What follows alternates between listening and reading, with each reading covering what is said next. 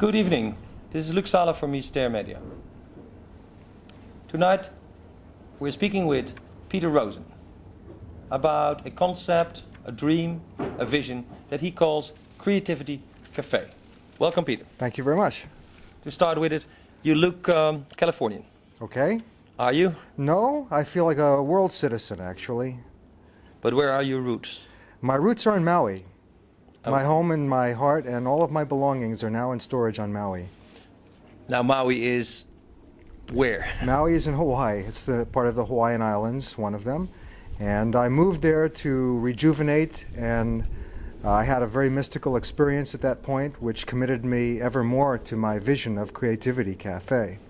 Because that's what you're doing now. You're traveling around Europe. You're doing workshops. We'll talk about that later. You talk with people and you spread, like an evangelist, the idea of a Creativity Cafe. That's true. Tell me what it is. Creativity Cafe is an environment where the community can gather physically, and even though they might not have the understanding or the technology resources that are so prevalent in today's world, we offer them assistance in understanding the new communication tools and to have fun with interactive entertainment. Both interactive... Wait a minute, this sounds like you are implying internet and multimedia. Well, that's part of it. We recognize that we're all storytellers and we all have our images and our stories and songs to share. Creativity Cafe is a forum for a creative person to express their creativity and for us to package it and market it for distribution with the internet in mind. Now, the old idea of cafes, brown cafes we call them in Amsterdam, is that you go there, you order a few beers or a lot of beers, and you hang at the bar, and at best you tell stories and jokes. Yes. So what's the difference between that and your vision of a Creativity Cafe? Creativity Cafe uses what we call facilitated networking. It's we put the resources of the community, the people that inhabit the cafe, our clients, we put them in touch with each other in ways that are mutually beneficial. So our object is to practice pronoia, not paranoia. Pronoia is the unsettling suspicion that somebody is conspiring behind your back to assist you. To help you rather than impede your progress. They want for your success. And at Creativity Cafe, we will go out of our way to connect you with the resources you need to shine in the world. The vision that comes up is Woodstock, or in Europe we have Glastonbury Festival. We just came from the Eigen Tijdsfestival, a New Age festival, yes, where people do more or less the same. They do massage and they sing and they were painting and working with clay and whatever. Yes. Is that the environment you see? Yes, all of this is very similar to a Creativity Cafe environment, only where in this festival you speak of, The presenters had their packages already planned and presented to an audience that at times interacted with them. We're asking the audience to come up with entertainment as much as we offer them something to feed their souls on. We ask them to make the food. We provide with them the multimedia tools, the internet access, all the lights and the sound equipment, the video equipment, and we invite the artists in the community to come in and make use of these tools to tell their story or perform their art that they would have us experience.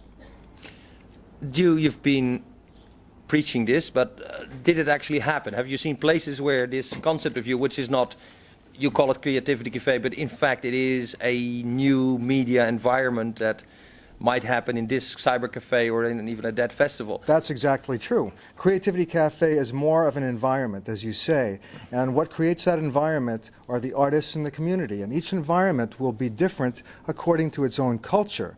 I envision many creativity cafes around the world. It could be part programming, or it could be a physical creativity cafe. Right now we exist in cyberspace and touch down in physical reality whenever we can on our way to a permanent facility, hopefully in San Francisco, but perhaps it'll be first in Vienna, where we've been invited. You say you exist in cyberspace. Does that mean you have a website? That's right. We have a website, and actually the wonderful thing about the World Wide Web is that it equalizes the money situation with the haves and the have-nots. As long as you can have access to the internet and the World Wide Web, you don't need the wealth and resources of, say, a Sony Corporation or a Magnavox or any of the major corporations that have websites of many, many pages. You can learn the tools and have a site equally as beautiful and reaching as many people with very little money. Okay, well, it feels like you're going on your dream. Thank you for this. And now we go on to what you're coming to do in Amsterdam, which is you are actually making the Creativity Cafe happen on Sunday, June 8th. And the text I read is Amsterdam's funniest and wildest home video networking brunch. That's right. So it's going to happen at Mister at Lijnbaansgracht 92 in the morning from 11 till 3 o'clock in the afternoon, and then later on there will be dancing and what you call jamming. Jamming, we'll have live music, and the networking brunch is an opportunity for video and filmmakers and people using the digital tools to come and share a little bit of their videotape that they've produced with an audience interactively. Again, we're using art as a catalyst for group interaction. Like we do in all of our Creativity Cafe events, we're always trying to break the boundary between artist and audience so that the audience gets the feeling that they too are creative and is empowered as the artist. But you're actually inviting people who have videos that are very funny to come and bring them. Bring your videos down, show us a snip of your life, and let us get a clue of who you are. And that way we'll be able to maybe package your material or introduce you to somebody with whom you could collaborate. That's the point of Creativity Cafe, for you to tell your story and for us to help you market it and find collaborators.